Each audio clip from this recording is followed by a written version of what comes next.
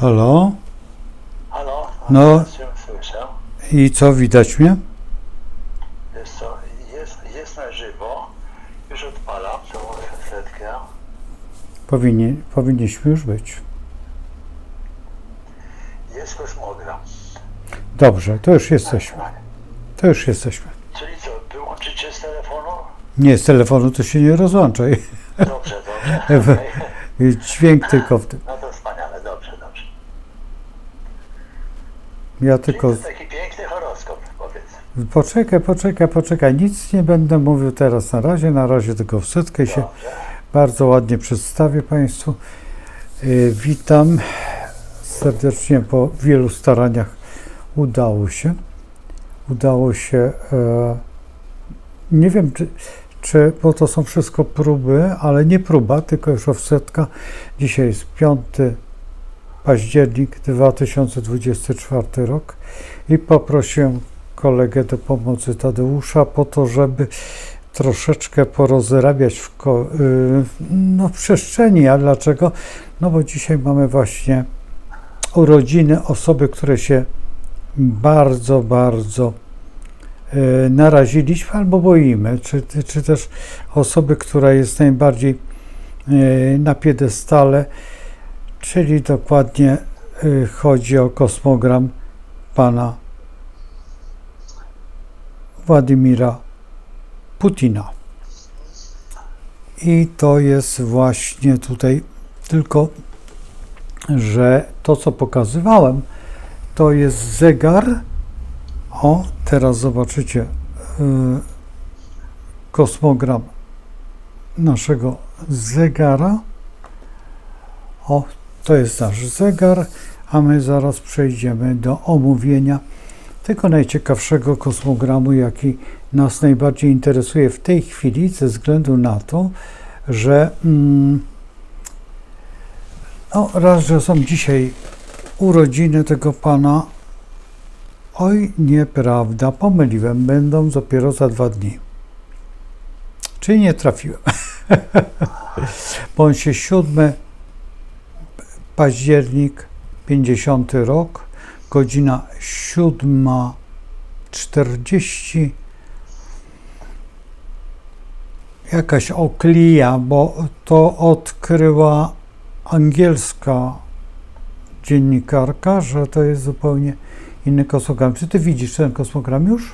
Nie, teraz nie widzę Ciebie tylko, Ryszard. Witam wszystkich serdecznie również. Dobrze, ale nie wiem, czy ciebie słychać, czy nie słychać. Ja tutaj bardziej bliżej mikrofon umieszczę, tak żeby było, żeby było cię lepiej słychać. Także przepraszam za te trzaski, ale to wszystko jest próba. Zobaczymy, jak to wygląda. A ja mam nadzieję, że... No tak, jest kosmogram w tej chwili. No i właśnie tutaj mamy Władimira Putina. Nie wiem, czy widzisz dokładnie. No, był przez moment, zniknął. Waga w dładzie ryb. No to wiesz, jeżeli dłada ryb, to jest taką osobą bardzo delikatną, no nie? No, wrażliwą, tak. Wrażliwą i to jest właśnie dziwne, bo czy możemy mówić o Władimirze? Nie wiem, będzie mi ciężko mówić o Władimir. Ja nie jestem rosyjskojęzyczny, znaczy troszeczkę tam byłem, ale no, jednak to było bardzo dawno temu i nie mam styczności z tym językiem na co dzień. I teraz tak, posłuchaj, co jest dziwne, bo on przecież ma słońce, to słońce tutaj, ja zaraz będę pokazywał, to słońce tutaj ma przecież w 13 stopniu ryb, tak, czyli dokładnie w tym miejscu, No tak. tutaj gdzie pokazuje. 13 stopień ryb jest dłada ryb, 13 stopień wagi jest dłada są ryb i zaraz za ma o dziwo Neptuna. Neptuna ma 16, stopni, właściwie 17, bo to jest 58 minut, to zwróć uwagę, że ma za chwilę Neptuna, więc chyba to nas najbardziej interesuje, że ten Neptun jest tak blisko Słońca i on daje taki troszeczkę zmyłkowy charakter, no nie? Zapewne, oczywiście, że tak. Mało, że waga już jest świetna w negocjacjach i w jakichś takich historiach, to jeszcze ten Neptun daje taką osobę bardzo tajemniczą. Tajemniczą. Ja myślę, że jeśli chodzi w ogóle o odładę ryb, to charakter ryb jest też taki nieokreślony, zmienny, prawda? No. Można powiedzieć, trudny do przewidzenia. Jak Bo- się zgodzisz ze mną, że to tak akurat, Ależ ja tak akurat to interpretuję. Nie, no świetnie interpretujesz, bo jak uczę, to zawsze uczę tak, macie akwarium i w tym akwarium wsadźcie rybkę i określcie kierunek płynięcia jej. No to trzeba być jasnowidzem, żeby wiedzieć, gdzie ta ryba popłynie. Nie wiadomo, gdzie ona popłynie. I ta psychika też jest taka. Przecież to jest najważniejsza psychika. Tak, tak. I tu właśnie ten, można powiedzieć, w pierwszym domu od razu, tak, patrząc na układ właśnie, że Słońce stawiamy na ascendent, prawda, no to w pierwszym domu jest Neptun. No Też tak. daje taką, no bliżej nieokreśloną, tak, osobowość. Bardzo wyjątkowo bliżej nieokreśloną osobowość, to jest jedna rzecz, ale druga rzecz, która mnie dosyć, powiedzmy, że lekko martwi, nie martwi, ale zobacz, że w drugim domu, drugim sektorze jest Mars. Tak, A Mars to jest system, znaczy drugi sektor jest to system pracy. I tutaj Strzelec, czyli on wyjechał do Niemiec, był tam w tych Niemczech. Mało tego, ma tutaj tego Marsa. Ten Mars jest taki, no troszeczkę aktywny i Marsa mamy w rybach również. I on pełnił takiego, no co tu ukrywać, ale takiego attaché tak jest, To tak, taki jakiś oczywiście w strukturach jakich? No wojskowych, tak. No oczywiście, a tam były Mundurowych inne, na pewno, tak. ale tam nie mówmy. Wiesz co, ja byłem zaskoczony, jakby... Ale bez munduru, bo Neptun chyba, myślę, przesłaniał tutaj cały No czas. oczywiście, że tak. garnitur. Czy klarowność, prawda, Wiesz, ubioru. wiesz, ja bym chciał wspomnieć moje wspomnienia z Rosji, tak? Jak ja byłem w tej oblasti kaliningradzkiej, poszedłem na cmentarz, to właściwie tam byli wszyscy wojenni. No tak, Byłem tak zdziwiony, ale potem jak mieszkałem u Wiktora, no wtedy lekarza, i słuchaj, otworzyłem szafę, jak go nie było, bo akurat nie wiedziałem, w której części szafy jestem. Nie wiedziałem, bo tam mieszkałem u niego równe 2 lata. I pierwszy raz, jak otworzyłem tą szafę, to troszeczkę mnie zatkało, bo taki mundur był bardzo ładny. no tak. I taki dziwny worek. Potem jak go się zapytałem, a on mówi, to jest uposażenie. Mówi, każdy z nas, mówi, na wypadek zakłada ten cały rynsztunek i wychodzi na zewnątrz. Tak, Już w tak, mundurze, więc oni są wszyscy... No tak, to w ogóle jeśli chodzi o mundury, o ordery, to wszystko, to jest wszystko bardzo widoczne i myślę, że kultywowane, no zresztą to widać na różnego rodzaju uroczystościach, prawda? Tak jest. Że właśnie ilość tych orderów, odznaczeń czasami jest zapełniona, znaczy zapełnia całą płaszczyznę, tak, tutaj i kto wie, czy gdzieś drugi taki dodatkowy mundur by się nie znalazł, gdzie jeszcze te pomniejsze oznaczenia też jeszcze powinny być pewnie jeszcze tam wyszczególnione, prawda, zawieszone. No tak, i wtedy 2 godziny przechodzą same poduszki. No to właśnie, ale to wynika z tego, że rzeczywiście ten akcent tam jest zawsze bardzo silny, takie to oznaczenie ma jakąś swoją wymowę społeczną przede wszystkim. Tak jest, ale wiesz co, tak krótko mówiąc, to Rosja właściwie, jeżeli patrzymy na Rosję i na Związek Sowiecki i dzisiejszą Rosję, cały czas jest w takim stanie lekkiej wojny, no nie? Nie masz No tak, wrażenia znaczy takiego? To zapewne tak. Ja myślę, że w ogóle jakby podejście tak do obronności, tak, przestrzegania pewnych norm, zasad. Tam się widzi dużo właśnie mundurowych różnych formacji, ale co też jest ważne, tam jest jakby ten zawód wojskowego, to jest marzenie chyba większości matek. Oj tak, to prawda, ale ja znam te opowieści. Żeby syn był wojskowym, tak? Tak. Jakieś wyróżnienie społeczne, a jednocześnie sposób zarabiania pieniędzy, tak? No oczywiście. Za cara było to 25 lat, tak?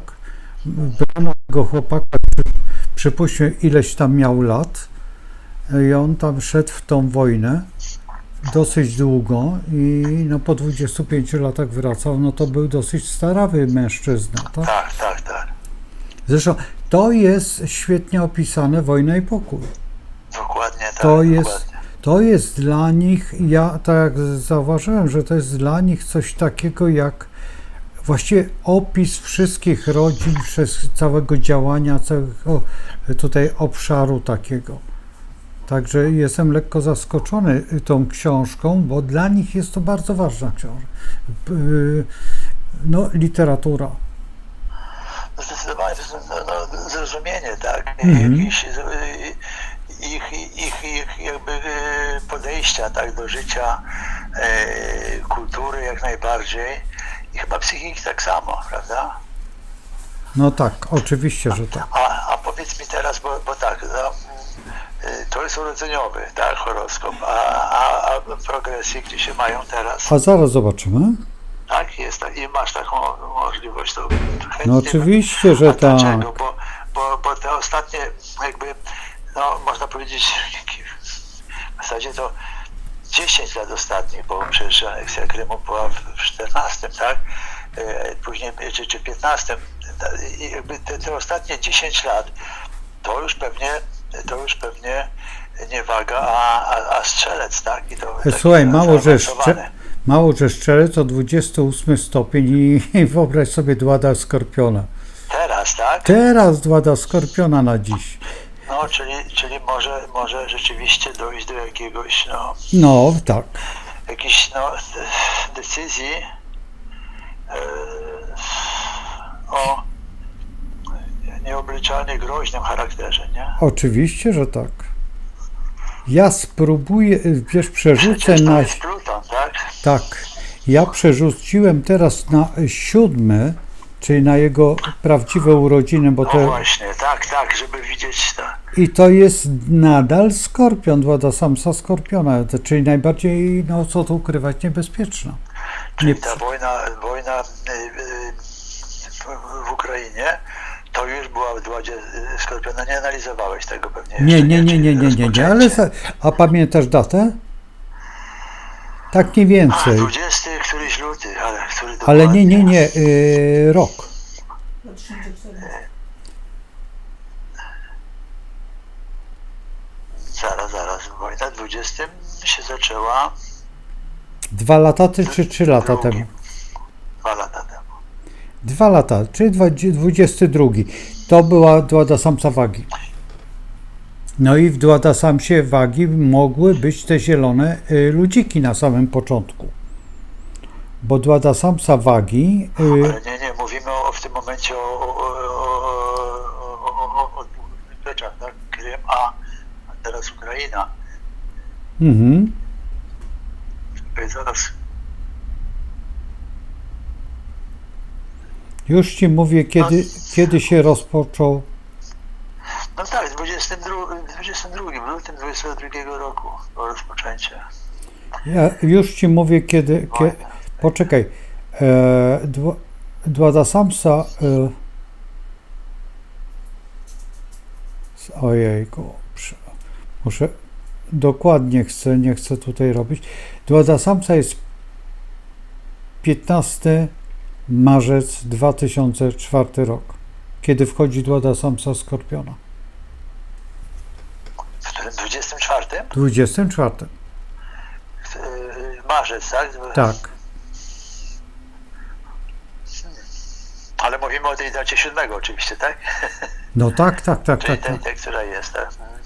Ale od 15 marca 2024 rozpoczyna się ta Dłada Skorpiona i ona będzie trwać 2,5 roku. No więc 2,5 roku. mamy bardzo długi okres.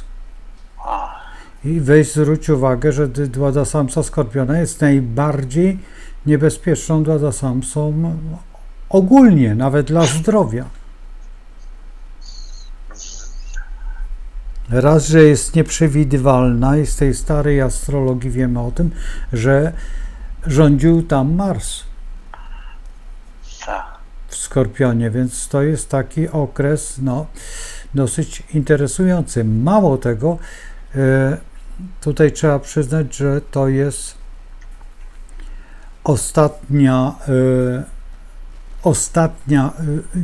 ostatnie chwile, ostatnia Dłada Strzelca, więc to też jest problem. Która z jednej strony może wywołać jakieś nieobliczalne skutki, Dokładnie. ale z drugiej strony może też, bo to 12 dom jednak, nie? No właśnie. To może być jakaś duża ofiara. No też może tak się stać.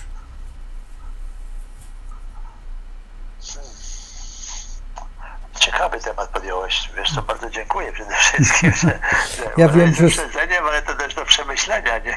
Żeby No, właśnie jak się, bo to rzeczywiście, gdyby patrzeć w ogóle tak na historię współczesną, to jest to osoba, która najwięcej w tym momencie niepokoił się jej również, tak? Bo te wypowiedzi o użyciu ładunków nuklearnych, tak?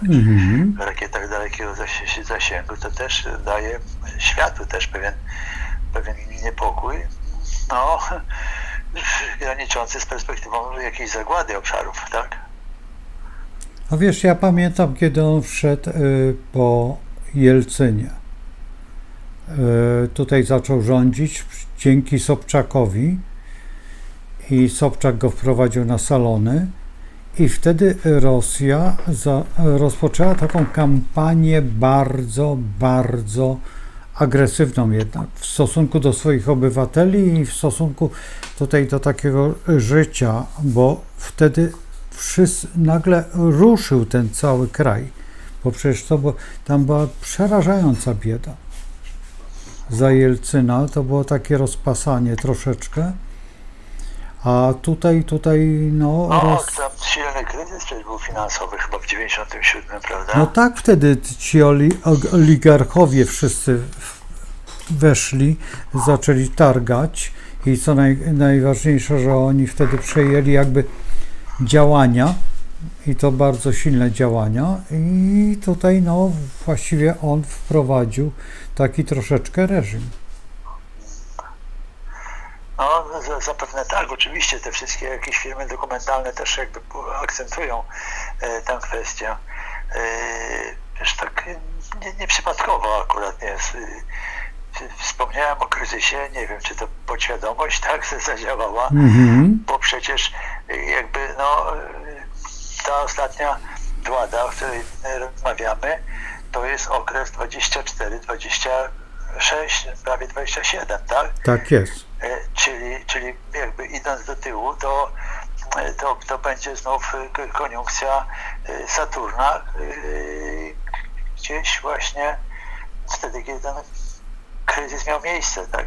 Bardzo silny kryzys finansowy w Rosji, gospodarczy, ale finansowy. Oczywiście, że tak. I zwróć uwagę na przykład to, co mnie najbardziej tutaj, dziwi, to ten Jowisz na osi. Zauważyłeś, że ma na dole osi pomiędzy 3. a 4.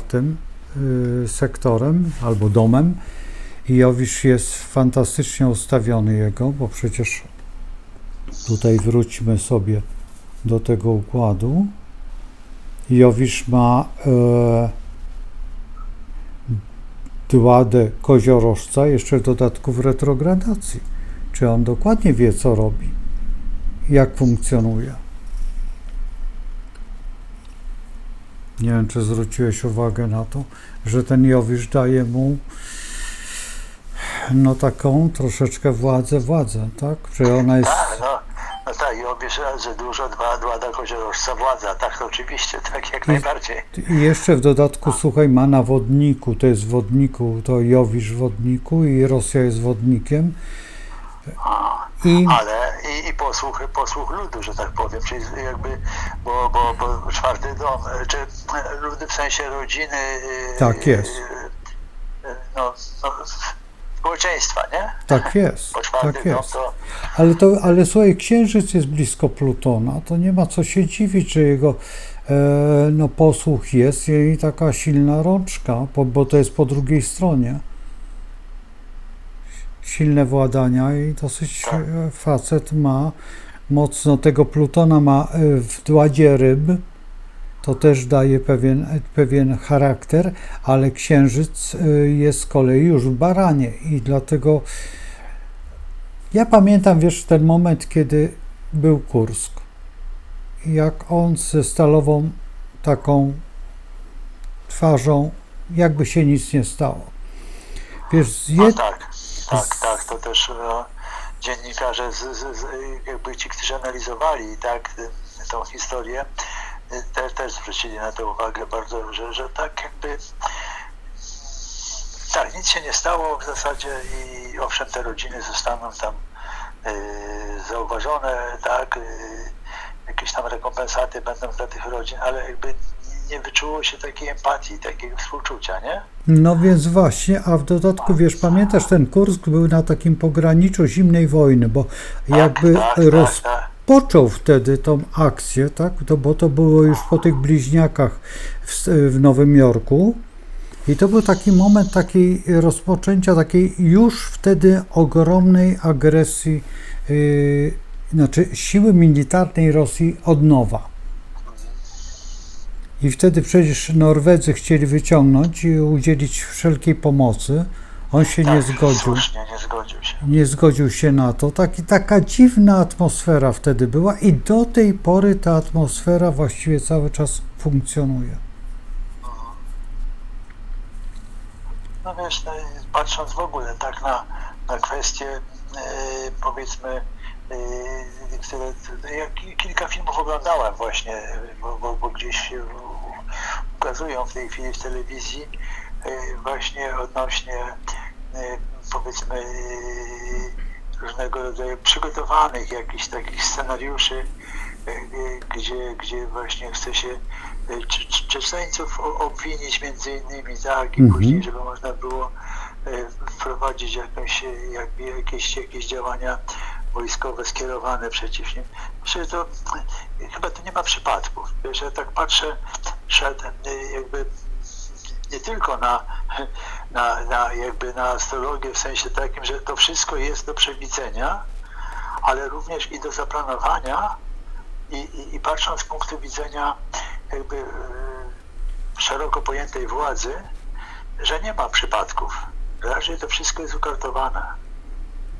No to prawda. Osiągnąć jakiś cel, który jest istotny później, tak, żeby mieć jakieś albo argumenty, albo posłuch jakby wyborców i tak dalej. Aha, świetnie, ale on sobie wreszcie z tym poradził, tak? Także myślę, że to są kwestie, które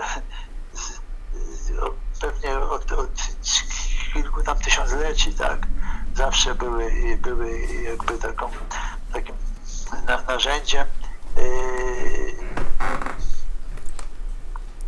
narzędziem planowania takiego jak najbardziej poufnego, tak, żeby osiągnąć cel, żeby po prostu opinia społeczna wiedziała to, co ma wiedzieć. Nie wiem, czy się dobrze wyraziłem. No masz rację, że oczywiście, że tak.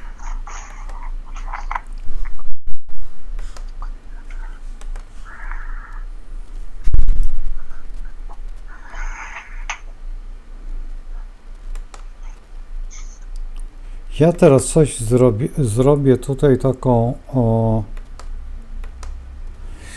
wiesz, chodzi mi, nie mi, tylko mnie, na, poczekaj, która to jest? Dobrze.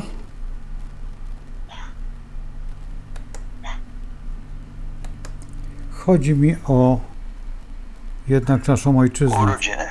Nie, Słabo. naszą ojczyznę, wiesz, kontra. Aha, no właśnie. Tutaj nie wiem, czy widzisz już? Polska w środku, na zewnątrz. Nie ma jeszcze. Jeszcze chwileczkę poczekamy.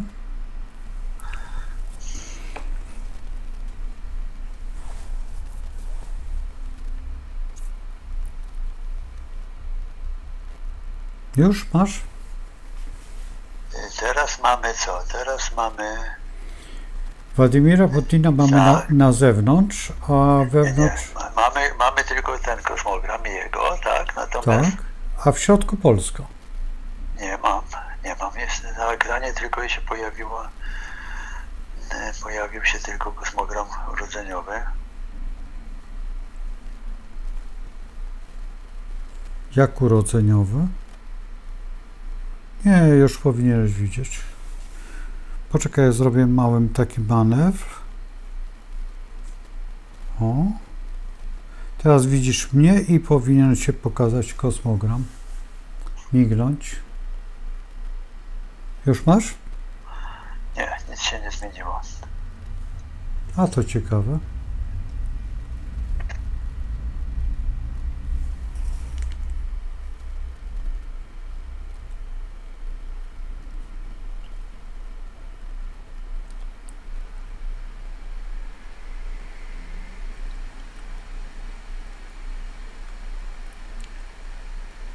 Naprawdę nie masz nic tam? Nie.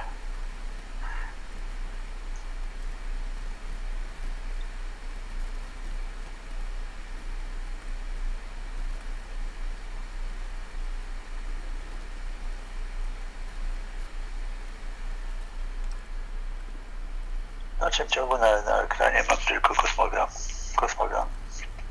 Zatrzymało się? Nie wiem, może się... A to dziwne. A weź zobacz, czy dźwięk jest Sprawdzam. w internecie. Owszem, te rodziny zostaną tam zauważone, tak. A, to jesteśmy bardzo daleko, opóźnienie jakieś. Moment, może się tutaj zawiesiło, może sprawdzę, pociągnę dalej.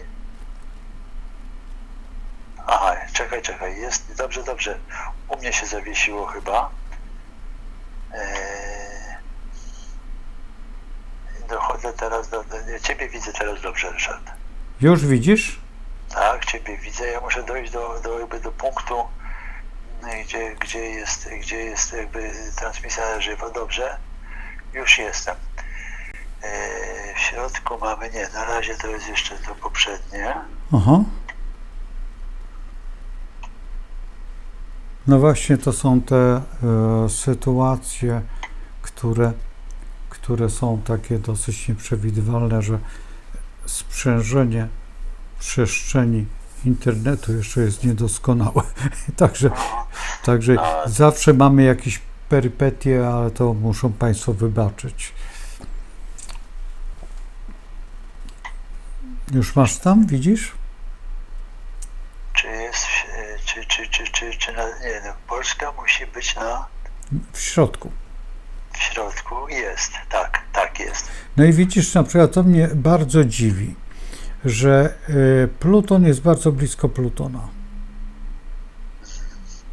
I to mnie lekko martwi, bo nasz Pluton jest w 12 sektorze, czy w sektorze ryb, a Putina jest w sektorze pierwszym. Pierwszym, tak, Tylko czyli dla nas bardzo istotnym, Tak. a jednocześnie dotyczy nie tylko bo tam również księżyc jego jest, tak? Też właśnie No właśnie o to chodzi, że tam jest ta księżyc i konjunkcja, tak? Plutona Tak. i księżyca. tak. I jeszcze jedna rzecz, która mnie bardzo denerwuje po prostu, że jego Słońce jest w trzecim domu naszym, a tam jest Neptun, więc tutaj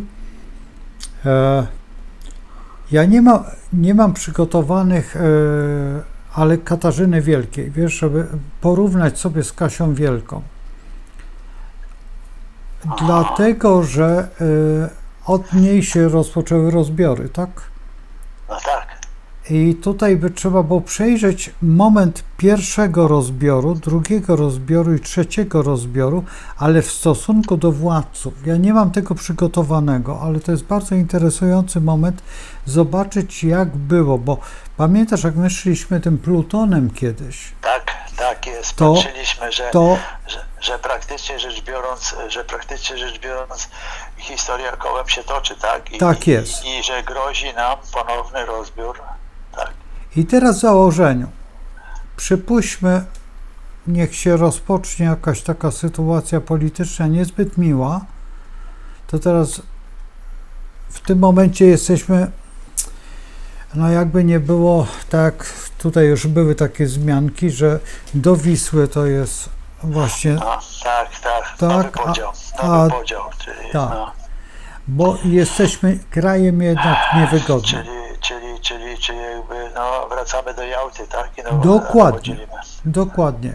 Ja się boję, dlatego że po pierwsze nikomu nie zależy na tych wszystkich zajętych przez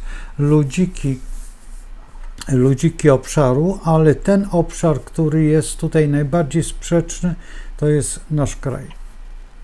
I to No, jest, przesmyk chociażby, wiesz, Suwalski, o tym się też dość często mówi ostatnio, nie?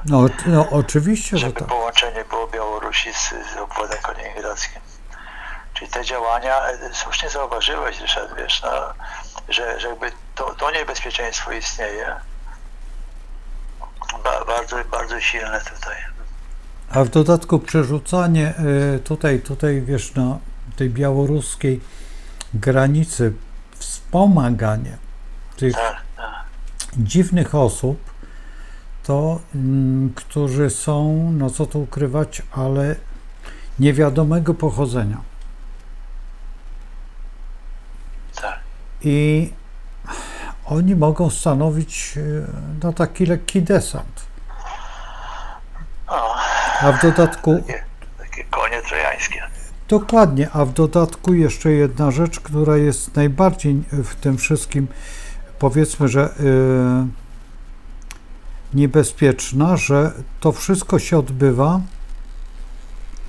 w takim układzie lekko chimerycznym, tak? Bo jednak jesteśmy dziwnie traktowani przez świat. No dokładnie, oczywiście. Znaczy, nie mamy silnej pozycji dyplomatycznej, to na pewno, tak. Ciągłe te zmiany jakieś takie i jakby zawirowania, tak. A to może wiatr powinien bardziej wiać z lewej, to z prawej strony, czy ze wschodniej, czy z zachodniej, jakby niezdefiniowane, a jednocześnie myślę, że tak, no to ostatnie w chwili można być tak no, 2 kadencje, tak, poprzedniej władzy spowodowały potężne tutaj jakby osłabienie naszej pozycji na arenie międzynarodowej. No to prawda, ale wiesz, najbardziej to było przerażające, że zostaliśmy skłóceni z tym krajem właśnie Putina Tak. i niepotrzebnie zupełnie powodem jest no, dzisiejszy kryzys ekonomiczny nasz, tak? No, brak gazu i to wszystko, kiedy można było no jakby przejąć to wszystko, bo przecież ten gazociąg nadal funkcjonuje, on jednak jest i No to znaczy u nas zabrakło myślenia biznesowego przede Dokładnie, wszystkim, nie? dokładnie. Polityka wzięła górę i jakby takie no, na tym straciliśmy najbardziej, nie? bo inne kraje, które korzystały, nadal korzystają i jakby mają niedrogi gaz, a u nas jakby niestety poprzez takie no, odcięcie się, tak, dyplomatyczne a dzisiaj to już jest zbyt późno, tak, natomiast no cóż, na pewno tak czy owak, jakby nie liczyć do obiecanki z kolei, że będziemy, prawda, dostawali bardzo duże ilości gazu tego łupkowego ze Stanów, no, chyba się nie spełniły, tak, bo miał być tańszy, tak, niż wtedy, który braliśmy jeszcze z tych rurociągów gdzieś tam jałtańskich. To wszystko dzisiaj jest, no, nie jałtańskich, ojejku. Chodzi ci, że... Jamalskich chyba, tak. Jamalski, tak. Tam właśnie, tak, z dalekiej Syberii tam.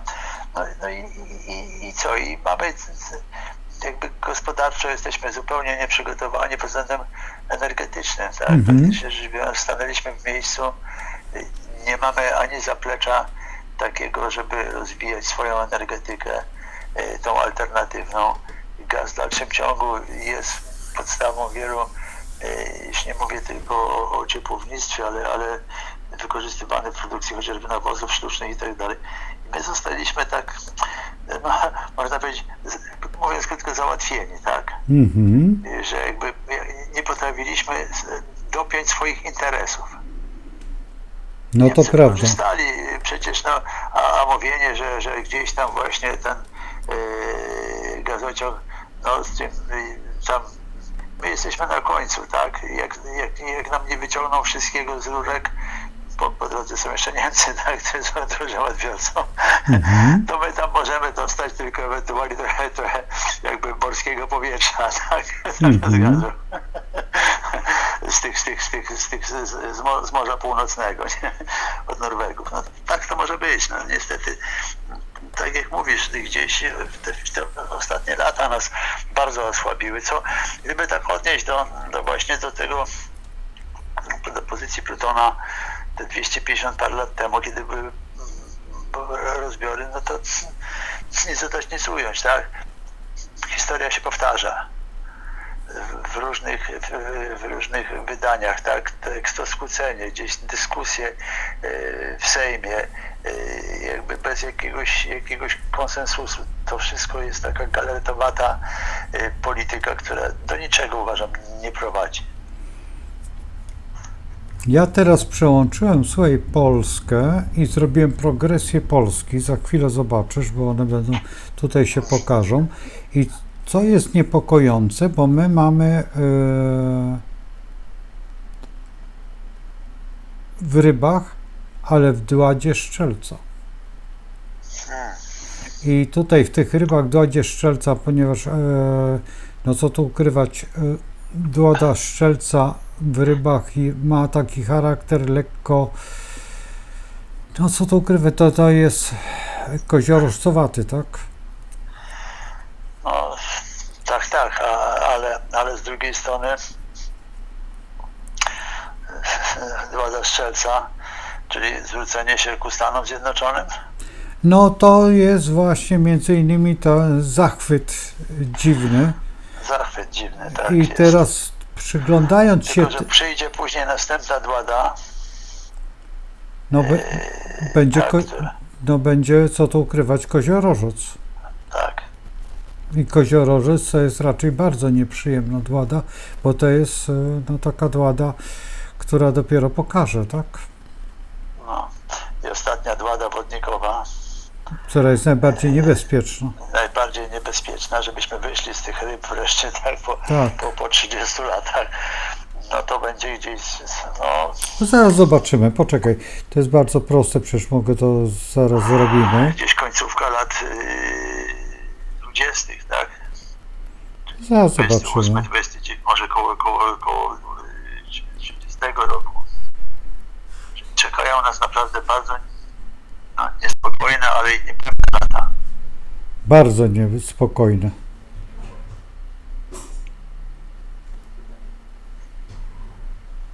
To jest, wychodzimy w 30 roku i w kwietniu, W kwietniu 30. tak. 26 kwiecień, no bardzo ładnie to będzie. Prawie na urodziny państwa polskiego, tak? Tak, prawie. Kiedy patrzeć teraz na sytuację, która się ciągle rozwija, bo to nie jest tylko nasz wschodni sąsiad, którym właśnie gdzie toczą się działania wojenne na coraz szerszą skalę, ale i Bliski Wschód i jakby poszukiwanie rozwiązań takich, które by dały nowy porządek czy nowy ład świata, tak? To jest, bo to i Chiny, tak, i Stany Zjednoczone próbują i inne kraje, szczególnie kraje BRICS-u, tak, gdzie przecież to są Chiny, to są Indie, to jest przecież i Rosja, i Iran. Tu jest to niebezpieczeństwo, patrząc tylko na tą część euroazjatycką, prawda? Tu się może coś nieciekawego niedługo zacząć. No już się zaczęło w Izraelu, słuchaj, Więc właśnie, to już teraz trwa. To też moglibyśmy tutaj co najmniej jeszcze jedną taką porządną dyskusję, tak, poprowadzić. Ale tak. to zupełnie inny dzień, możemy Inny jutro dzień sobie. Zupełnie, absolutnie, tak. Jeżeli się zgodzisz, tylko to popatrzmy jeszcze na nadładę Skorpiona. Skorpion to również przecież Izrael, tak? No oczywiście, że tak. I teraz jak się zachowa Putin, tak, wobec tego kraju. No on ma wielki dylemat, bo to jest problem, że on się zaprzyjaźnił z krajami arabskimi, tak? Tak, W dodatku tak. on ma u siebie bardzo dużo wyznawców. I tutaj naprawdę ma problem dosyć potężny, ale My kiedyś robiliśmy chyba Irak, ale Iran też był robiony, wiesz, jeszcze na tych szkołach z profesorem Welesem, nie? wiesz, ja nie pamiętam Iranu. Wiesz, nie pamiętam, dlatego że po pierwsze, wiesz, to jest bardzo dziwny kraj, bo taki najbliższy... Persja, pamiętam, Tak, cały czas dyskutowaliśmy, Persja. że to jest Persja, nie? Tak, jako Persja. I jak tworzyliśmy tak, te cechy takie, tak, astrologiczne tego kraju, To jako lew. to lew. Lew. I to jest najciekawsze, że zwróć uwagę, że tam jest, no co tu ukrywać, teraz wiemy o tym, że genetycznie to oni są bardziej podobni do nas, tak? Zresztą to było widać podczas II wojny światowej, kiedy przyjęto mnóstwo osób, a przede wszystkim te dzieci. Tak. I teraz tutaj jakiś dziwny układ się rozpoczyna na świecie, bardzo dziwny, a to co mówisz, ten BRICS, ja jestem najbardziej zdziwiony Argentyną.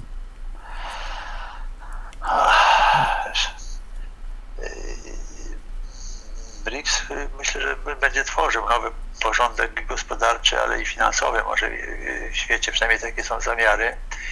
I te kraje duże, które nawet miały jakieś tam finansowe kiedyś problemy, bo przecież te kraje południowej Ameryki to też one się praktycznie rzecz biorąc dopiero rozwijały pod koniec XX wieku, nie?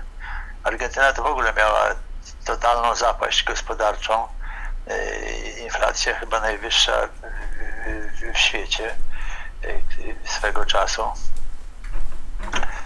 I jakby potrzeba uzdrowienia tej gospodarki, tak, i ta junta wojskowa, prawda, ale i wcześniej te działania jakieś takie Brytyjczyków, Chodzi ci o wojna o Falklandy, Falklandy. tak, krótka, ale jednak taka, która dała też do myślenia z zupełnie różnych interesów, tak, wie państwo. No, oczywiście, że tak. No ale wcześniej, przypomnij sobie, że 60 lata, 63 właściwie, 64 to Kuba, Tak. a później Falklandy i zachowanie tego wszystkiego było bardzo dziwne, bo właściwie takie proanglosaskie, tak? Tutaj No, Amerykanie, dokładnie. tutaj działania takie, no i w tej chwili odbicie się tej Argentyny i pokazanie Argentyny, ja oglądałem ten moment w ONZ-cie, jak to wyglądało w ONZ-cie, jak prezydent Argentyny tutaj rozpoczął swoją kampanię i jak pokazał to wszystko, no jest dosyć interesujące dla współczesności, przede wszystkim dla tego, co mówisz, że to będzie przeniesienie tego środka zupełnie gdzie indziej, w stronę, Tak. co tu ukrywać, chyba w stronę Indii, bo wątpię, Tak. żeby Chiny wytrzymały to tempo, ponieważ Chiny się dzisiaj starzeją. Znaczy, wiesz co, ja myślę, że Chiny może że się nie starzeją, tylko Chiny mają swój plan, wiesz. Tak, ten plan tak. Oni mają, chyba kiedyś rozmawialiśmy nawet Tak. w tej naszej dyskusji takiej, że Chińczycy mają te perspektywiczne, strategiczne plany rozłożone na 100 lat, tak? Oni sobie tak przyjęli. Ja podejrzewam, że oni nie mają na 100 lat, tylko na 1000 lat. No ale być może tak, ale mówimy o tych takich, no, takich powiedzmy, gdzie rzeczywiście chcą uczcić, tak, jakieś tam swoje zwycięstwo, czy jakby załagodzić historycznie jakąś klęskę, przekuć w sukces, prawda? I ja myślę, że ta ich powolność to nie wynika z tego, że się nie spieszą, bo osiągnęły już potęgę gospodarczą. Większość uważa, że to jest jednak pierwsza tak już gospodarka na świecie. Natomiast Indie rzeczywiście gonią, bo kraj rzeczywiście liczebnie porównywalny z Chinami, a z drugiej strony no, o podłożu brytyjskim, który też chce zaistnieć, aczkolwiek nie wiadomo, w którą stronę się zwróci, tak? Oczywiście. Bo im daleko jest do jakby kultury anglosaskiej, bo przecież to był kraj zniewolony przecież przez Brytyjczyków, prawda? No oczywiście, że tak, ale patrząc się teraz na rolę, wiesz, tutaj no, naszego tutaj pierwszego człowieka, czyli Władimira Putina, tak ja mówię, tego pierwszego omawianego, to mnie się wydaje, że bo to jest problem, czy Rosja bez pomocy tych tych krajów, tego BRICS-u, do którego jednak przystąpiła, czy sama da radę być takim hegemonem jak Stany Zjednoczone, które dzisiaj... Znaczy ja myślę, że tutaj będzie taka sytuacja, tak przynajmniej ja wyczuwam, wiesz, że póki Rosja jest potrzebna do rozwiązywania różnych konfliktów właśnie międzynarodowych, bo to nie tylko powiedzmy tutaj Europa, ale także i wiemy o Bliskim Wschodzie, tak, chociażby Syria, tak, czy kraje afrykańskie, więc ta Rosja jest potrzebna i również surowcowo. Oczywiście, że tak.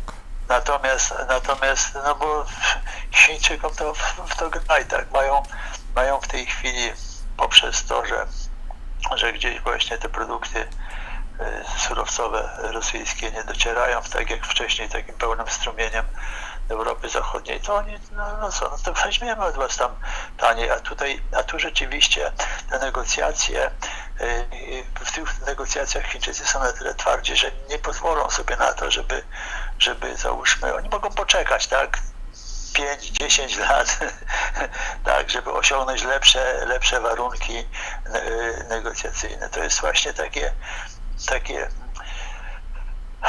jakby to powiedzieć, takie zaplanowane działania długofalowe z pozycji takiego wyczekującego, prawda? No oczywiście, że tak. To jest, gdzie Amerykanie nie są tacy na przykład, są bardziej gwałtowni. Chińczycy odpuszczają sobie tam, po co mają się angażować. Wolą poczekać na wzgórzu, jak to mówią, popatrzeć, jak się tam inni naparzają i dopiero porozmawiać z tym, który wygra, tak? I to jest chyba, myślę, taka też ich strategia.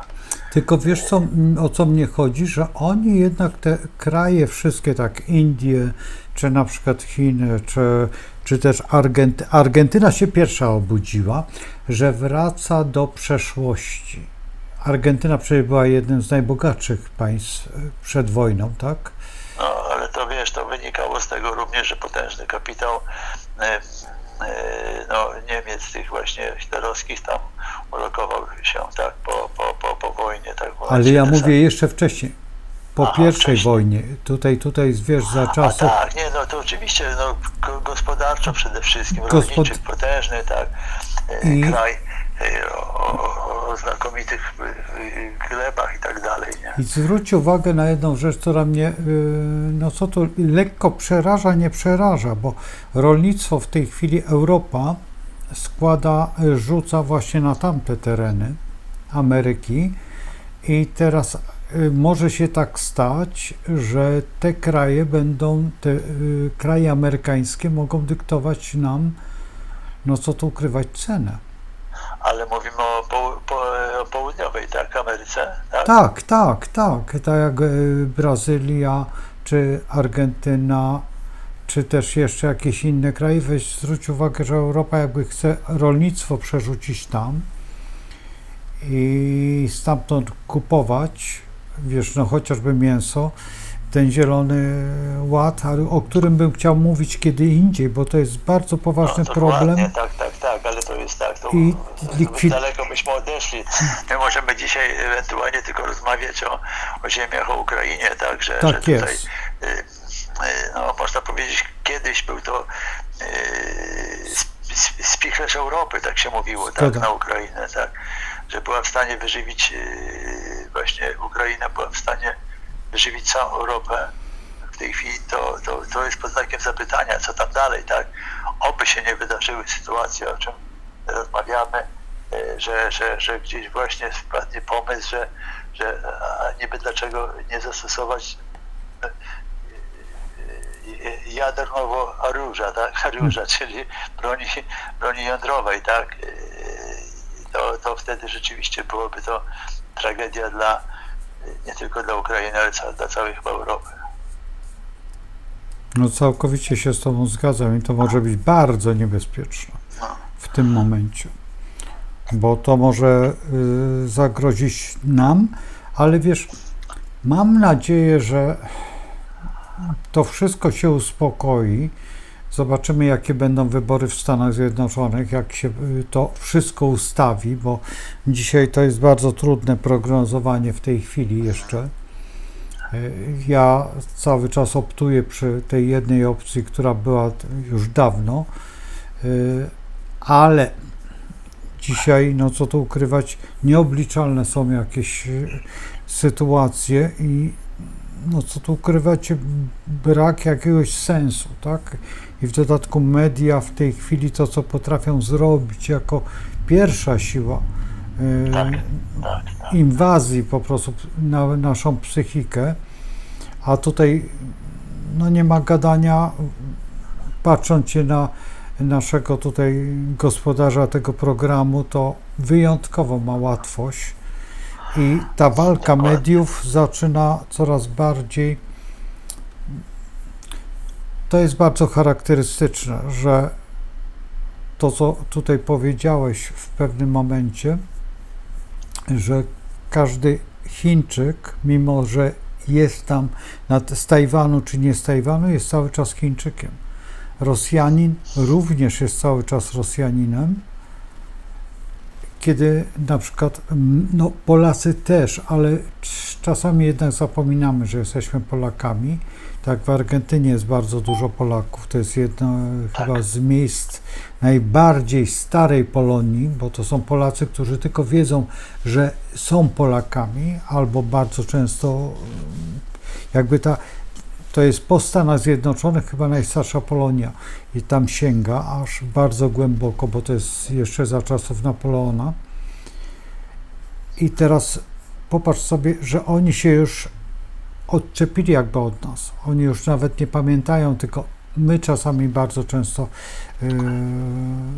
przypominamy sobie o nich, albo oni przez przypadek grzebiąc sobie w korzeniach i teraz, jeżeli by coś takiego się stało, to w tej chwili gdyby takie coś miało miejsce, to nie wiem, na jak długo by była Polska zlikwidowana, na jaki długi czas. Bo to zależy też, kiedy by się to rozpoczęło, taka dewastacja tego kraju. Ale Znaczy ona postępuje, Ryszard, nie? Bo przecież pamiętam, że rozmawialiśmy kilka lat temu jeszcze, 5, może 6 lat temu o tym Plutonie, nie? Że tutaj gdzieś rzeczywiście jest ten niepokój i tak się zaczęło dziać, nie? I zaczęło się dziać, ale najbardziej przerażające to jest, że u młodzieży. Młodzież w tej chwili jest pozbawiana pewnych przedmiotów związanych przede wszystkim z polskością.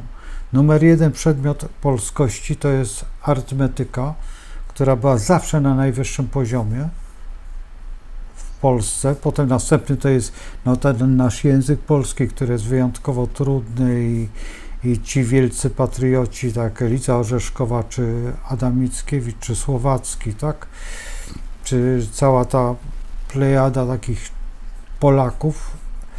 I potem następny przedmiot, no to jest, co tu ukrywać, najważniejszy jest biologia, tak?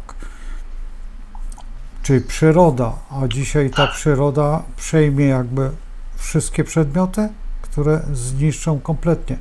I w ten sposób po prostu, ja nie wiem, jak to nazwać, bo moja mama w czasie Powstania Warszawskiego chodziła na komplety, znaczy były komplety nawet w domu u moich dziadków, były podczas powstania, znaczy to okupacji niemieckiej. Okupacji. Tak, były te komplety i to było z narażeniem życia. Wcześniej, za czasów carskich, czy pruskich, czy austriackich, w Austrii nie było to tak bardzo respektowane, ta polonizacja nie następowała, bo Kraków był bardzo potrzebny, bo Kraków, Uniwersytet Krakowski tworzył wielkie mózgi Austrii. Wiemy o tym, że nawet tam premier był Polak, Wiednia.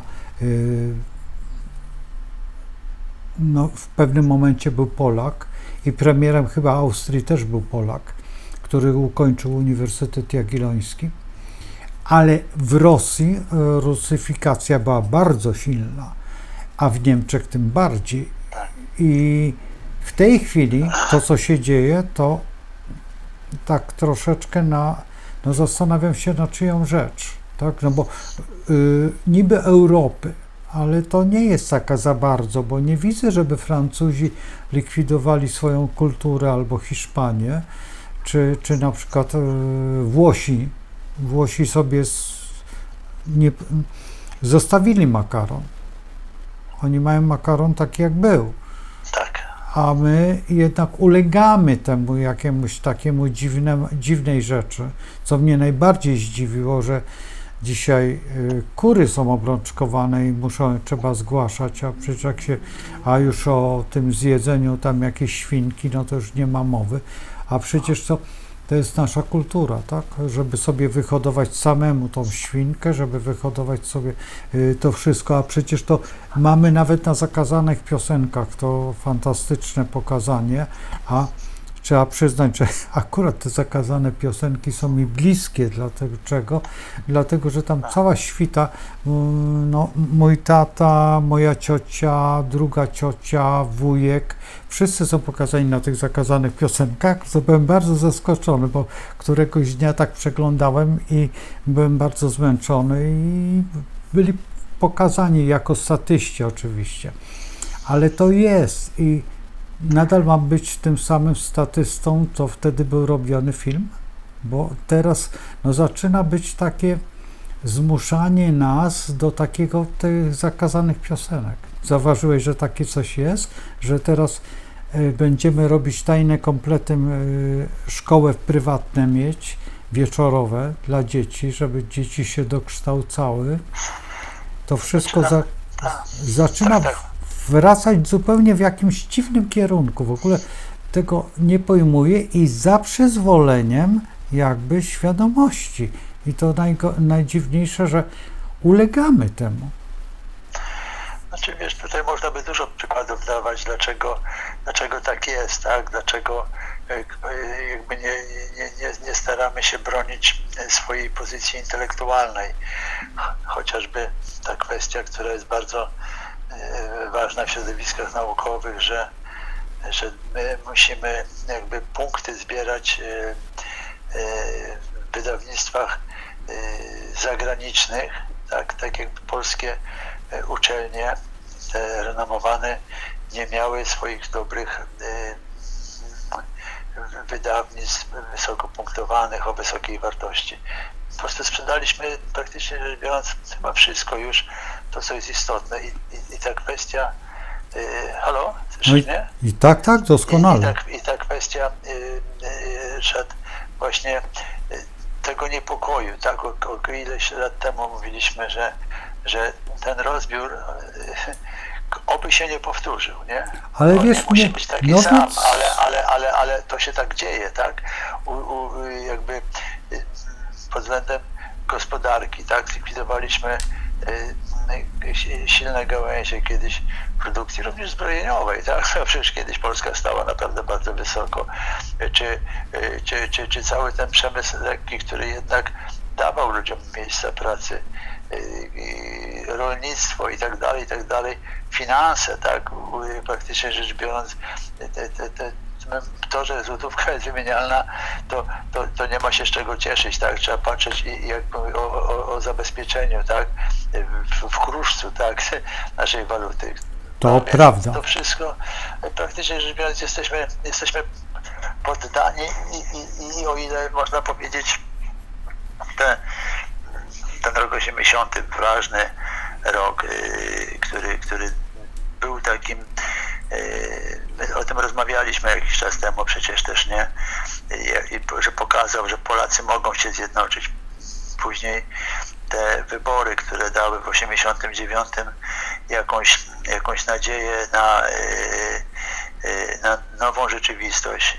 I teraz widzimy, że praktycznie rzecz biorąc, gdyby tu prześledzić tylko i wyłącznie Saturna i Urana, no też jakby nie wykorzystaliśmy tych szans zupełnie, nie? Gdzieś ciągle jesteśmy sterowani chyba przez jakby inne opcje narodowościowe. Tak, Ja to tak prawda. to nazywam delikatnie. Dokładnie. No właśnie przez Urana, który przechodzi przez oś Polski. Tak, no więc właśnie. No. Jeżeli chodzi o progresywny uran, bo przecież ten tranzyt troszeczkę inaczej wygląda, ale uran idzie na oś i to daje taką dziwną swobodę. I ten nasz naród ulega takiej dziwnej swobodzie. Bo mamy tego urana progresywnego, no mamy w retrogradacji i z jednej strony całe szczęście, bo wracamy do historii, ale z drugiej strony wracamy do tej historii takiej bardzo dziwnej. Właśnie to, dlatego to... Swobody, liberum veto. Tak, tak, o właśnie, ale wiesz, najbardziej mnie dziwi jedno, że tutaj ja mówię o narracji poprzedniego systemu, znaczy rządu tutaj pana Kaczyńskiego, był takim antyrosyjski i bardzo anty taki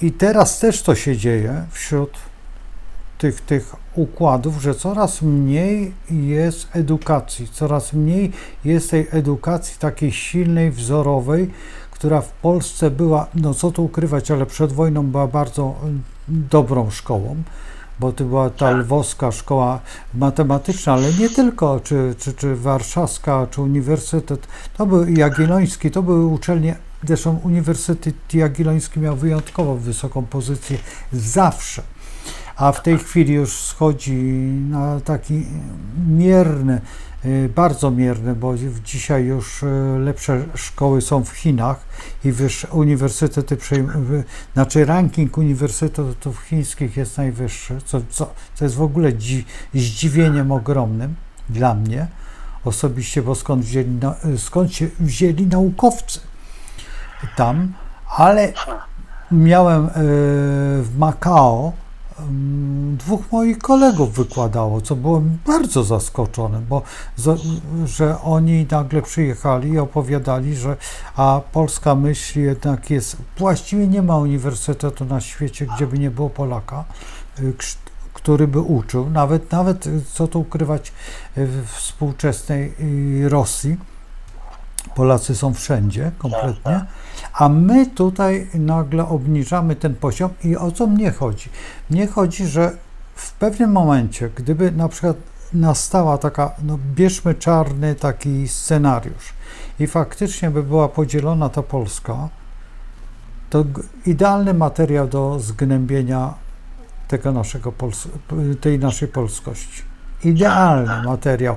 Szykuje się, zamiast odwrotnie budować silną edukację, bardzo silną edukację, kształcić na siłę. Przecież to jest bardzo dobre, bo im dłużej kształcimy, tym bardziej ten umysł jest i w dodatku finansowo obciążamy rodziców, a nie obciążamy tutaj tą młodzież, że nagle do roboty, tak, po 14 roku życia, czy tam po to, co robią w Szczecinie, to widać najbardziej, że po szkole podstawowej młodzież jest zabierana do Niemiec, i Niemcy dają pieniądze na to i dają zamieszkanie, żeby tylko tam się uczyć, ale zawodu.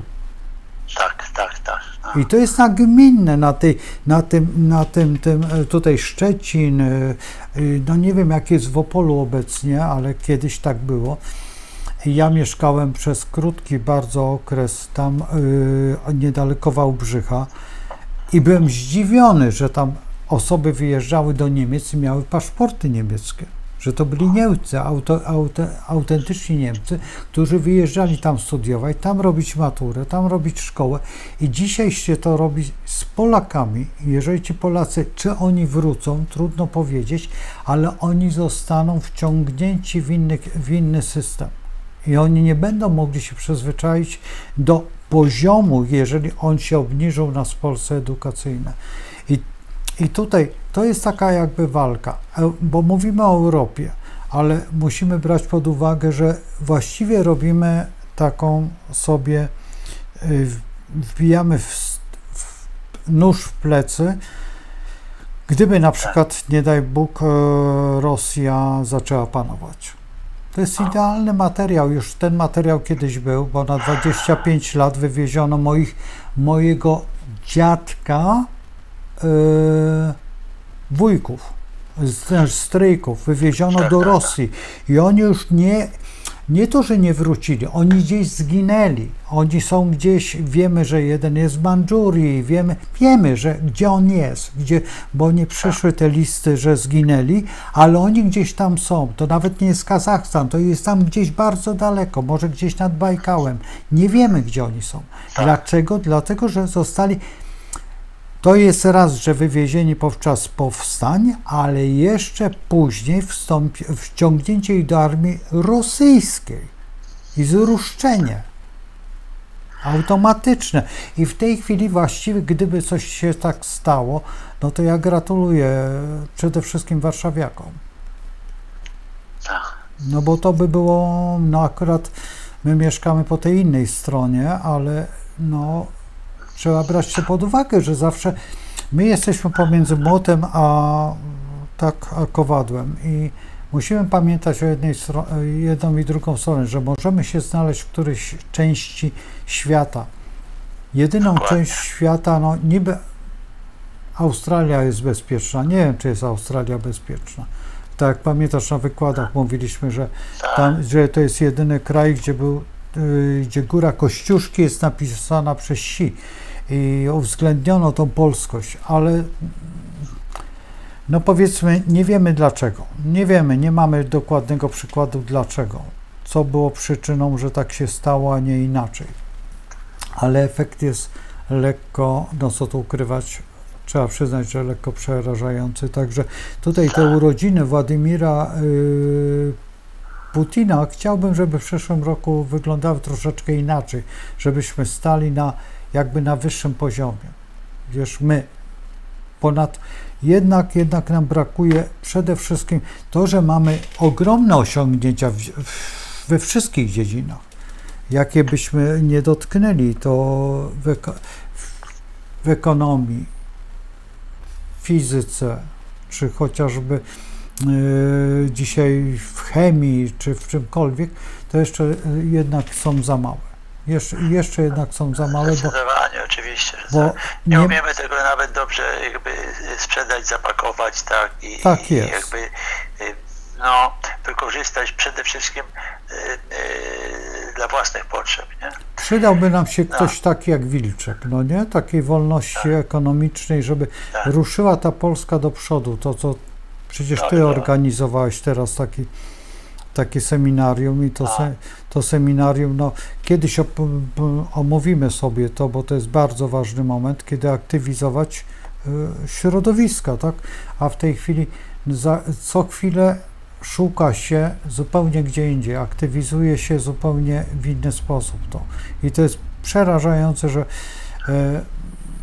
ja jestem ciekaw, kto tym dyryguje, tak? Że robi się zupełnie na odwrót.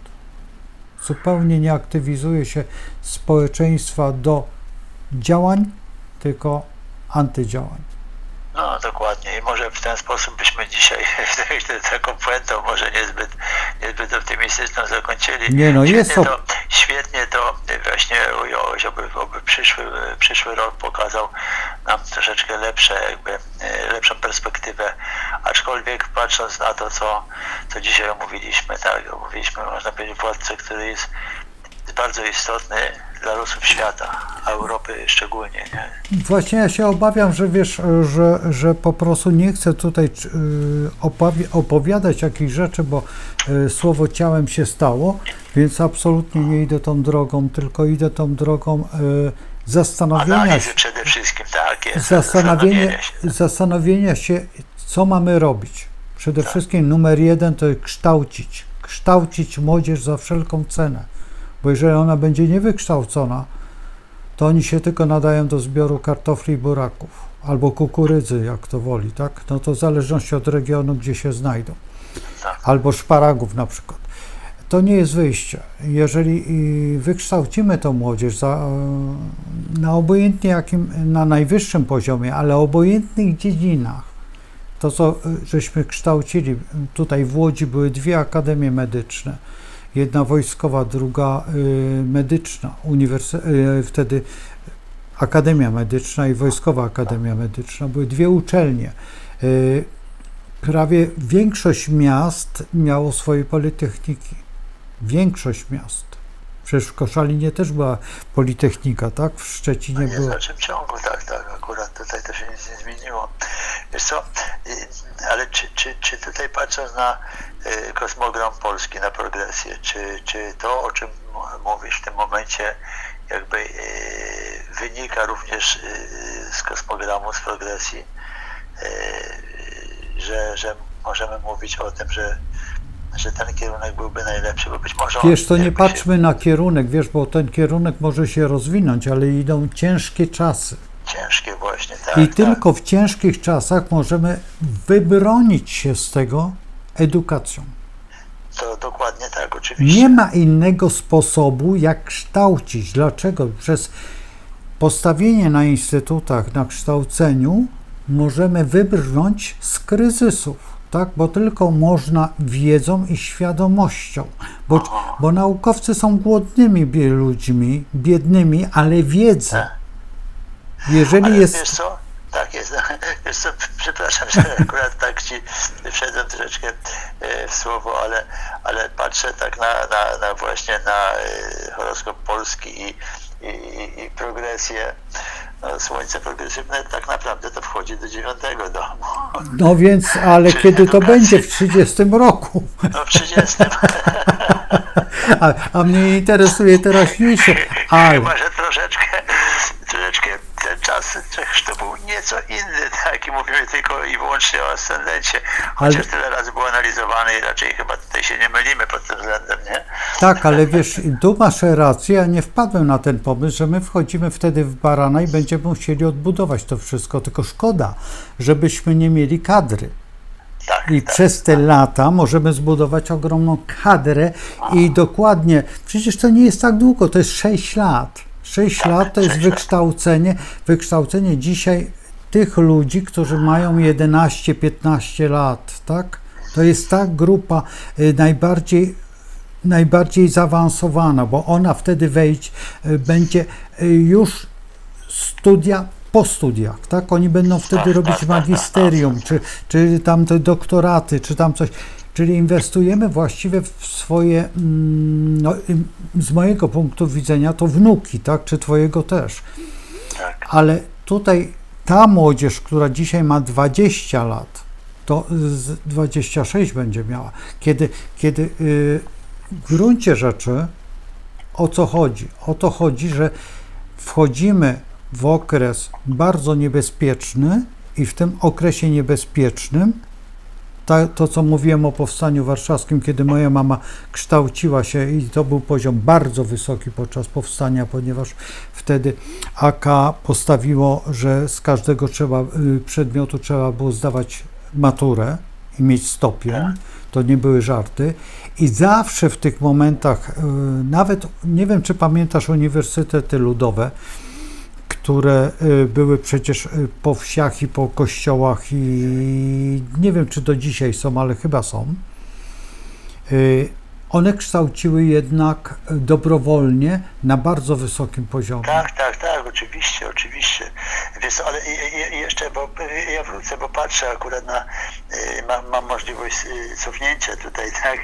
Patrzę na obraz, gdzie właśnie jest na horoskopie Polski właśnie ten horoskop progresji. No to wiesz, no to jeszcze akurat mamy taką nieciekawą sytuację, że jakby w ostatniej dładzie ryb jest Saturn, tak? No tak. Więc tak czy owak, no, zweryfikuje to wszystko. Oby właśnie no, rozliczył, tak, również jeśli chodzi o edukację, o pracę, o wszystko. Może to być bardzo trudny dla nas okres, tym bardziej, że Saturn no, zawsze dość precyzyjnie, a jednocześnie obiektywnie tak ocenia, co osiągnęliśmy, nie? A czego nie osiągnęliśmy. No Saturn najbardziej nas, no w tej chwili jest na osi, tak? Idealnie na osi, na naszym Słońcu, więc pokazuje dokładnie wszystkie systemy, które... Znaczy on będzie, tak? Bo na razie jeszcze nie jest chyba, nie? Bo... Już wchodzi, już ci mówię. Słońce mamy 20... Poczekaj, już ci mówię. Saturn jest 0,13 byka. Nie. Ale ja mówię o urodzeniowym Słońcu Polski. Tak, dobrze, bo wiesz, słabo widzę tutaj. Nie, ja przełączyłem teraz, za chwilę zobaczysz, bo... Patrzysz na tranzyt. Nie, na progresję. Progresywny Saturn jest obecnie na Słońcu. A progresywny, tak, Saturn. Jest na naszym Słońcu. Jest na naszym Słońcu. Tak. A z kolei Słońce progresywne wchodzi na Saturna. A tak, to prawda.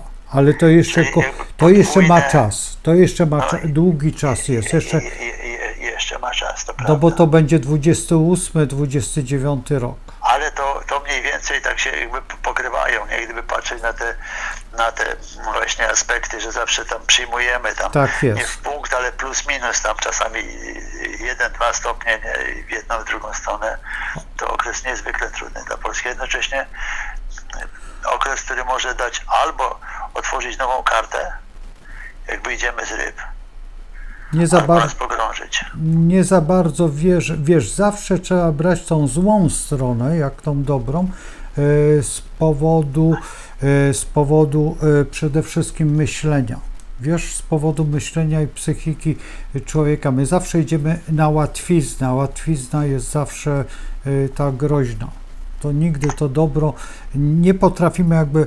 To już jest w psychice człowieka, że zawsze wybiera to słabsze, czyli to gorsze, czyli to złe. Rzadko kiedy wybiera to dobre. To jest... Tego trzeba uczyć, umieć wybrać dobro, bo wydaje się komuś, że jest dobry, ale teraz niech sobie przypomni lata te 50. czy 60., które w gruncie, albo na przykład ten okres chociażby przedwojenny, od razu przed samą okupacją i układy te, wszystkim się wydawało, że już jest dobrze, bo już jest to, a teraz okazało się, że to prowadzi do jakiegoś takiego konfliktu. I w tej chwili właściwie jest poza nami jakby swoboda myślenia i wyboru też. Nie potrafimy, no jest tak bardzo dziwnie, wiesz, no dla mnie jest lekko, no nie podoba mnie się niektóre postawy, nie mówię o politykach polskich, tylko o zewnętrznych. Zewnętrzna polityka jest bardzo niebezpieczna w tej chwili. To co grają na przykład Niemcy, czy krótko mówiąc Unia Europejska. Bardzo mnie się to nie podoba i to idzie nie w tą stronę, którą powinno iść. Powinno iść deklaracje państw, które będą sobie rozwijać się i wspólnie razem uczyć się, tak siebie. A tutaj idzie w jakiś taki, no ten zielony ład jest zupełnie niepotrzebny nikomu, bo to wcale nie prowadzi do rozwiązań ekonomicznych, a dla krajów takich jak Niemcy oczywiście, że ekonomiczne. I to jest właśnie, mnie to bardzo przeraża, że kraj, który przegrał wojnę, nie potrafi zrozumieć tego, że on nas zniszczył.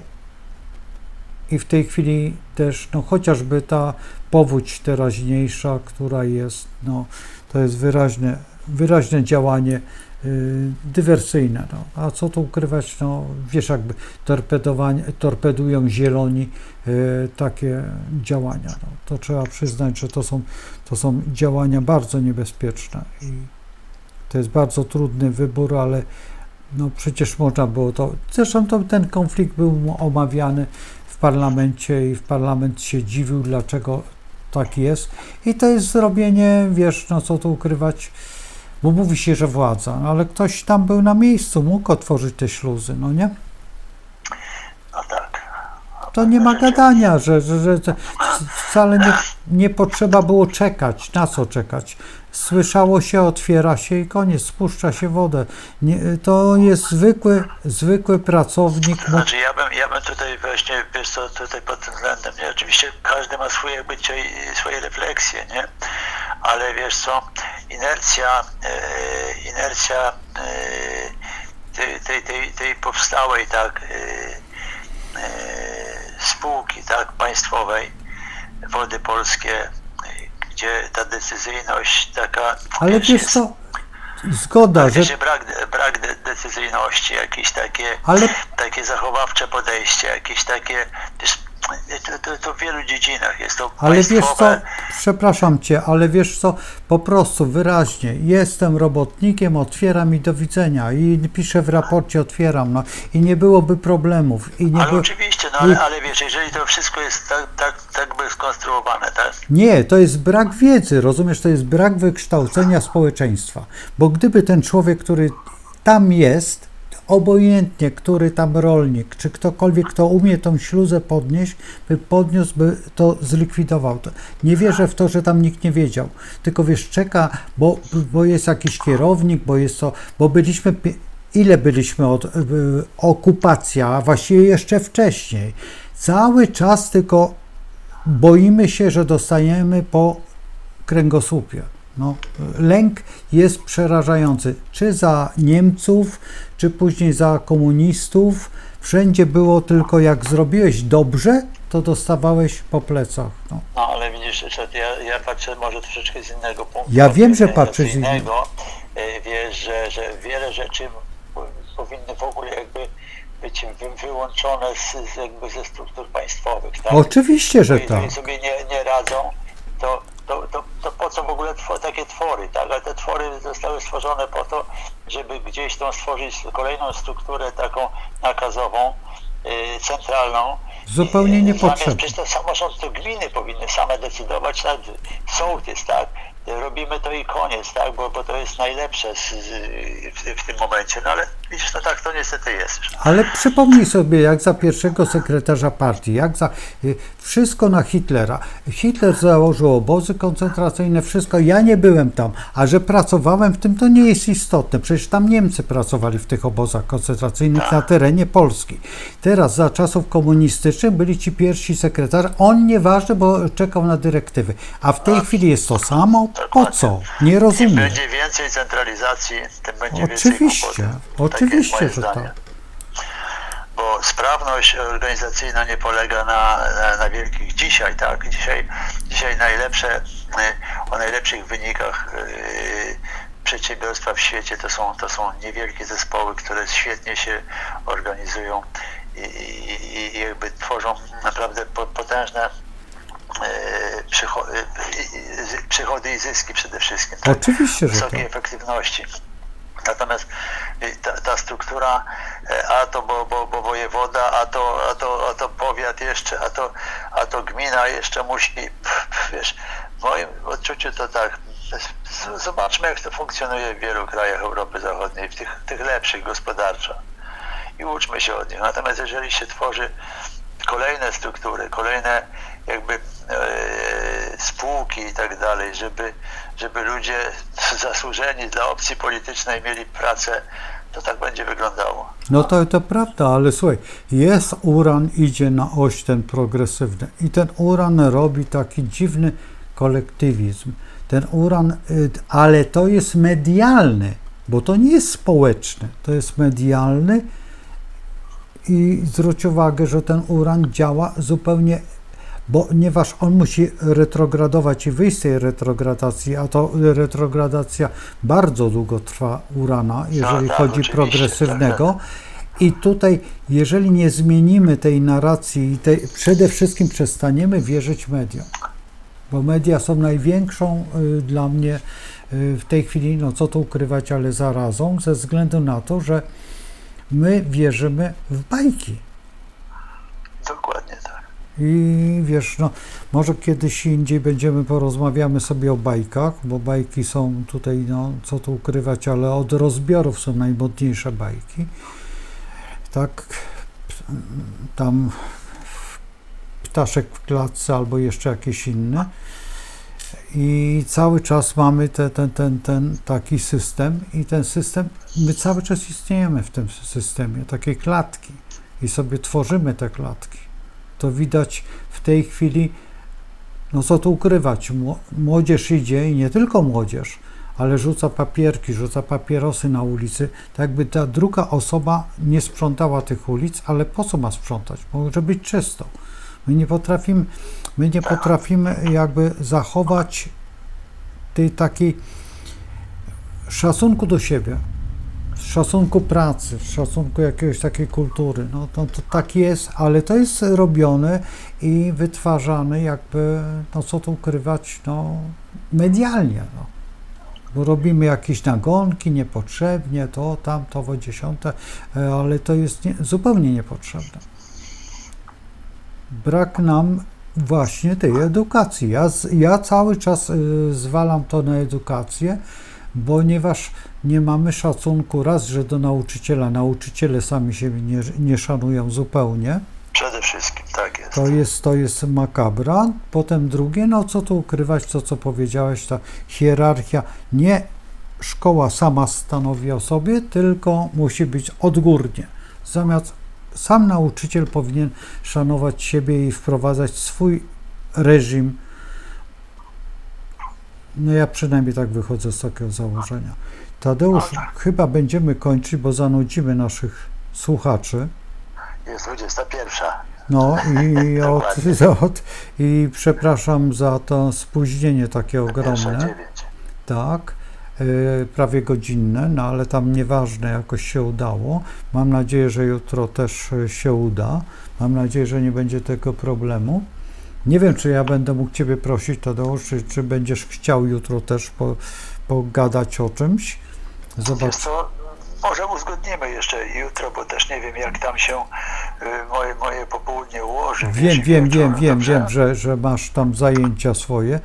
to będziemy ustalać. Jeżeli będę mógł Cię prosić, to na następny raz, tylko już Dobrze. inny temat, bardziej temat bliski Tobie, bo te tematy są bliskie Tobie, są też dosyć istotne.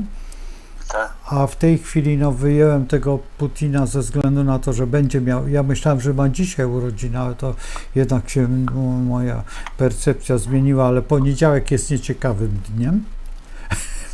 Także lepiej dzisiaj w sobotę przełknąć tą rybę. I tutaj, no co tu ukrywać, no nie jest to postać, która jest bardzo kontrowersyjna.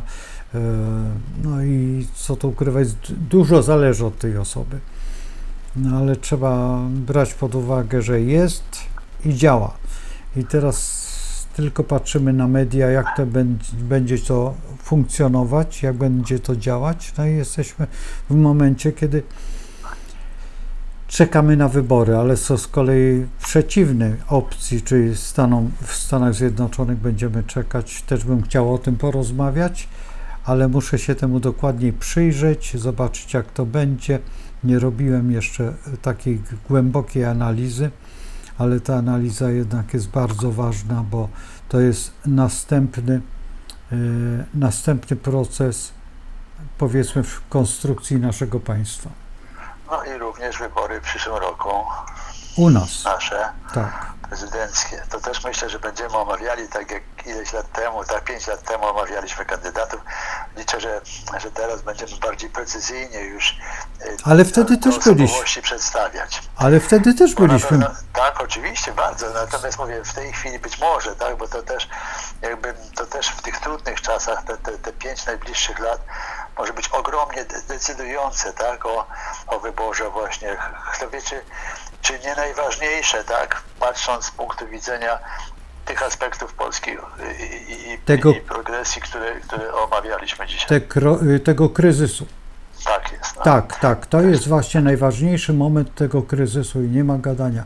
No dokładnie ile tam 30 parę lat temu było, no liczmy, że nie 30, 27 lat temu był taki trudny okres, no i 57 lat temu był taki trudny okres, no bo idziemy 30, tak? Do tyłu. 30.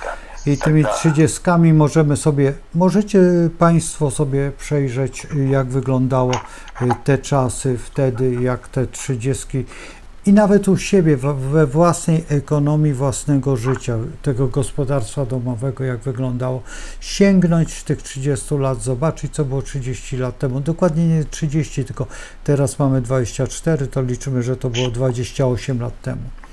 Tak, no mniej więcej 28 lat temu by było najbardziej bezpiecznie.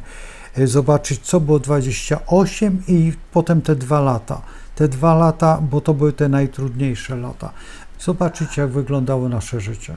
Dziadków, pradziadków, jeżeli możecie sięgnąć i pamiętacie, bo to nie jest prawda, że to, bo ja mam w tej chwili 18 lat. Nie, twoi rodzice, twoi dziadkowie, twoi wujkowie. Sprawdźcie, jesteście w środowisku rodzinnym, możecie to wszystko przejrzeć bardzo dokładnie i wtedy będziecie wiedzieć, najbardziej z opowieści waszych wujków, cioć, stryjków, stryjenek. Dzisiaj się nie używa tego słowa. Dziwne. Wszystkiego dobrego. Dziękuję Również. bardzo i pozdrawiam wszystkich. Dzięki. Do usłyszenia, do zobaczenia jeszcze. Tak samo. Dziękuję. No i skończyliśmy. Tadeusz odszedł już, ja też odchodzę i dziękuję Państwu za ten chaos taki, który wprowadziłem, ale dlaczego? Dlatego, że po pierwsze zawsze są pytania po co. I teraz, jeżeli możecie, to bardzo proszę, ponieważ ja nie widzę tych pytań, jak możecie, to jak będzie już ta strona filmowa, tutaj za parę godzin, czy nawet jutro, żebym ja mógł odczytać to, co napisaliście, ponieważ ja nie widzę, dlatego, że tutaj mam komputer, który pokazuje kosmogram, tutaj tutaj nie mam możliwości podglądu, to już mówię, i możecie pisać pod filmami, które były ostatnio i pytania, czy jakieś zapytania, bo to pytanie było, jak wygląda życiorys Władimira. Putina, jak on wygląda. Oczywiście, że nie było ono omówione tak prawidłowo, dlatego że Tadeusza wyrwałem. Gdyby tutaj siedział koło mnie, zupełnie inaczej by to wyglądało, bo byśmy mogli, a też te przeszkody, bo kiedy będzie on siedział u siebie, ja u siebie i będziemy mieć wydruki, wtedy będzie dużo łatwiej. Jak gdybym pokazał tutaj wydruk, nic byście nie odczytali, zresztą byście nie wiedzieli, o co chodzi. Lepiej porozmawiać sobie i wejść w tą całą sytuację, która jest tak szalenie ciekawa, światowa, jednocześnie ta, która buduje, która jest uzależniona od mocarstw, a my jesteśmy w środku. I to na tyle. Także zapraszam na jutro. Nie wiem, jak wystartujemy, także proszę się nie denerwować. Na pewno o 19:00. No i zobaczymy, jak to będzie wyglądać dalej, bo mam nadzieję, że się rozgrzeje tutaj Offsetka TV. Także zapraszam. I co tu ukrywać? Do jutra. Do widzenia. Dobranoc. Przede wszystkim dobranoc. O, tak zakończymy.